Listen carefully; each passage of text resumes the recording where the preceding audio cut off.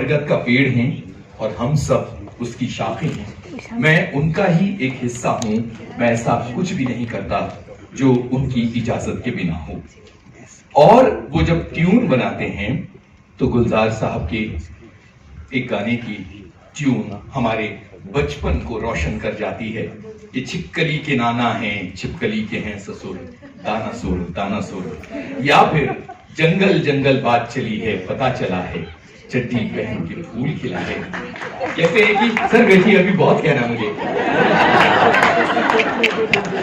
कहते हैं कि आधे घंटे में ट्यून बन गई थी इस गाने की। क्या आपको यकीन हो सकता है कि 25 बरस से ऊपर हो गए जब उन्होंने गुलजार साहब की फिल्म माचिस के लिए ये गाना तैयार किया था कि जहां तेरे पैरों के कवल गिरा करते थे, हंसे तो दो गालों में भंवर पड़ा करते थे, छोड़ आए हम वो गलियां।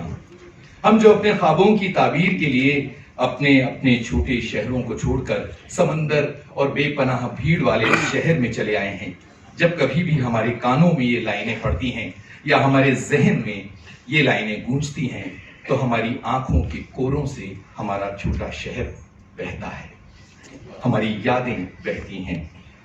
और यही साहब हैं जिन्होंने ट्यून बनाई थी इन पंक्तियों की कि जहां तेरी एड़ी से धूप उड़ा करती थी, सुना है उस चौखट पे अब शाम रहा करती है। मैं ये कहना चाहता हूं कि उनकी आवाज एक फरिश्ते की आवाज है।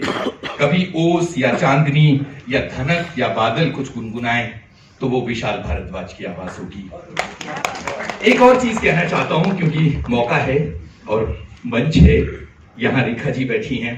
मैं उनका बहुत ज्यादा शैदाई हूं और मुझे लगता है कि पब्लिकली गुलजार साहब की लाइन लेकर मैं ये इजहार कर दूं। गुलजार साहब ने भूपिंदर जी के लिए लिखा था और मैं ये बात रेखा जी के लिए कह रहा हूं कि अपनी आवाज का ताबीज बना दो, मैं पहन लूं।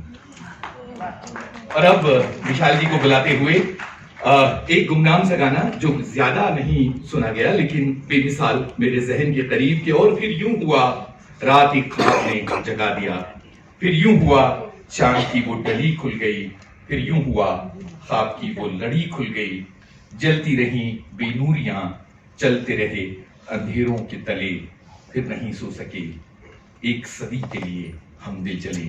विशाल भारद्वाज।